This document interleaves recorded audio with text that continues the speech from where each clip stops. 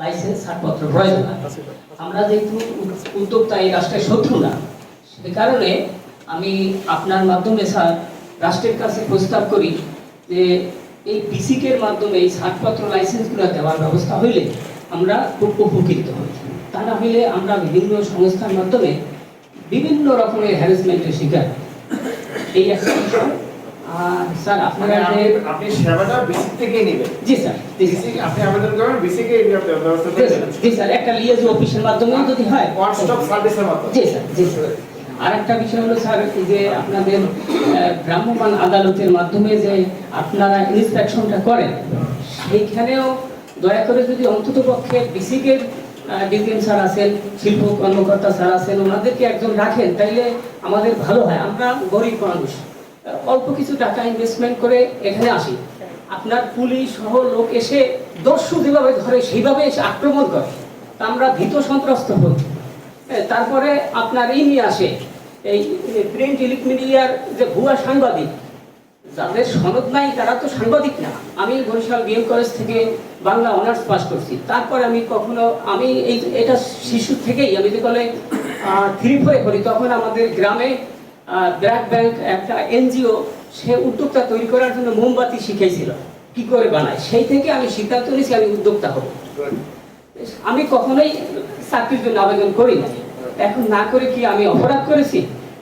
এরকম ভাবে ভুয়া সাংবাদিক, সে একটা ক্যামেরা একটা মেশিন নিয়ে আসা আপনার ছবি তুলে সেটা হুমকি দেয়, ম্যাজিস্ট্রেট নিয়ে আসে।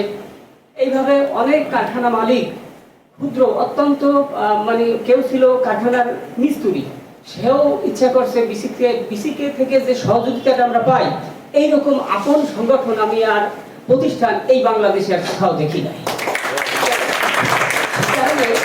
এই ব্যবসা বাণিজ্য সংক্রান্ত সমস্ত কিছু বিসিকের মাধ্যমে হইলে সুবিধাটা কি আপনাকে বলি, একটু সময় নিয়েই বলি।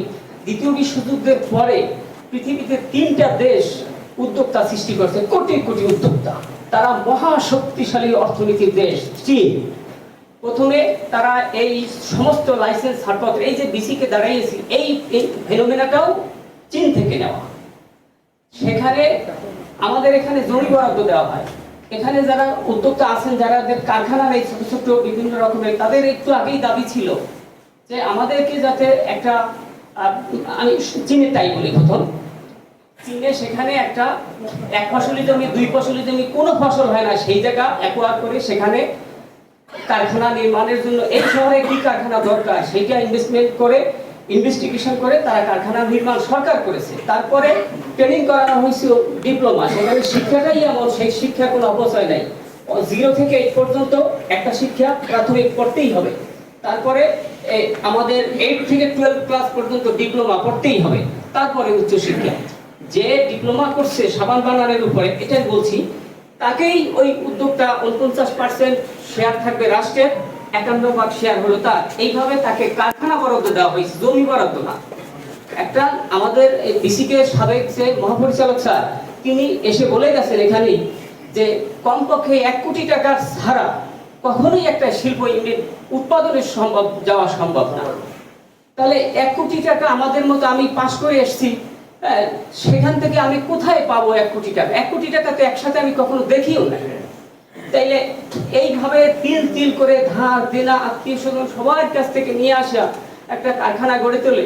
এরপর এই লোকগুলা এসে যখন একজন ম্যাজিস্ট্রেট নিয়ে আসে, আজকে ফেসবুক ইউটিউব এর মাধ্যমে এই ঘটনাটা ছড়াই দিয়ে ভুয়া জিনিস বানায়, অন্যায় জিনিস বানায়, এটা ছড়াই দিয়ে তারপরে তার মান সম্মান ইজ্জত সব যায়। আরেকটা জিনিস স্যার আমি বলি, সেটা হলো অনেকেই জানে না, সেটা হলো যে ফুড গ্রেড কালার আর ফুড গ্রেড ফ্রেগ্রেন্স পারফিউম, এইটার কিন্তু দাম কম। অনেকেই না জানার দরুন এইটা সরবরাহের কোনো ব্যবস্থা নাই। 1 কেজি ঘেরান, যেটা খাওয়ার ফুডে ব্যবহার করা হয়, সেইটার দাম 400 টাকা থেকে 20,000 টাকা পর্যন্ত, যে কোয়ালিটি আপনি নেন। আর এই একই জিনিস ইন্ডাস্ট্রিয়াল কালার, সেইটার দাম হলো কমপক্ষে 1200 টাকার নিচে তো নাই। 1200 টাকা থেকে 1 গ্রামেও 1 টন প্রোডাক্ট রঙানো যায়, এরকম রং 50,000 টাকা। তাহলে এই খাওয়ার জিনিসটার দাম কম, রংটারও দাম কম, সেইটা নিয়েই আমাদের দেশে প্রচুর পরিমাণে মানে এই সরকারি রাষ্ট্রের অভিযান করতে গেলে 10টা লোক যায়, গাড়ি যায়, তেল যায়, সমস্ত কিছুই তো যায়, একদিনের হাজিরা যায় না, টাকা তো এই দেশের গরিব মানুষের। তো সেই টাকাটা দিয়ে আমরা কি ইনভেস্টিগেশন করি? তাইলে এই যে রং, খাওয়ার ঘেরান বেঁচে কারা? আমাদের দেশের সম্পূর্ণ ব্যবসা বাণিজ্য যা কিছু আছে, এই আর যারা মিল স্টোর আছে, মিল স্টোরে যত মিলের যন্ত্রপাতি আছে, র মেটেরিয়াল আছে, এগুলো সব 22-23টা ফ্যামিলি, এরা সব অবাঙালি লোক, মারওয়ারি, গুজরাটি, এদের হাতে সমস্ত কিছু, তারাই ইনভেস্টমেন্ট, তারাই এগুলো আমদানি করে, বিক্রি করে, সবকিছু। সমস্যায় পড়লে আপনি তার কাছেই যেতে হবে। সেই জন্য বলছি, এখানে যারা ইনভেস্টমেন্ট মানে কারখানা শিল্প দিয়ে মোটামুটি টিকে আছে, তারা চূড়ান্ত জীবন সংগ্রাম কাকে বলে এখানের কেউ না আসলে সেটা বুঝতে পারবে না। স্যার, দয়া করে স্যার আপনার মাধ্যমে সরকারের কাছে যে অন্তত যতদিন না সম্ভব হয় এই সংস্থাগুলোর যে ছাড়পত্র লাইসেন্সগুলো যাতে আমাদের বিসিকের মাধ্যমে দেয়, তাইলে আমরা হয়রানির মুক্ত হই।